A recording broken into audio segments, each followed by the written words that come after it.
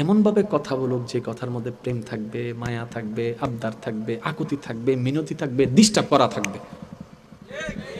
বুঝেন না? মনে করে এই যে আমি বলি, এখন আমরা কথা বলি কিভাবে, যতগুলো মাধ্যমে আল্লাহর সাথে আমরা কথা বলি, তোর মধ্যে একটা মাধ্যম হচ্ছে কি? মুনাজাত। এখন মুনাজাতটা আপনি আমি কেমনে ভাবে করি একটু দেখেন। আল্লাহুম্মা আমিন। আল্লাহ ইয়েন দিও, ইয়েন দিও, ইয়েন দিও, ইয়েন দিও, ইয়েন দিও, ইয়েন দিও, ইয়েন দিও, ইয়েন দিও, ইয়েন মাফ করে দাও, ইয়েন মাফ করে দাও, ঋণ দিবের ব্যবস্থা করে দাও, অসুখান বালা করে দাও। এন বাবা কয়দিন জানা লাতুন ফাওনা আছে ইয়ারা। কথা বলেন না রে ভাই। এমন ভাবে প্রেজেন্টটা করি, দরখাস্তটাকে মনে হয় যেন আল্লাহর কাছে আমরা পাওনা আছি। আল্লাহ কয় সুন্দর করে চাইলে হতো না?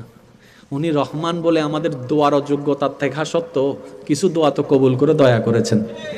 রহমান বলে করেছেন। যদি কোনো বজ হইতো বাইর, কথা বলেন না কেন, যদি কোনো হেডমাস্টার হইতো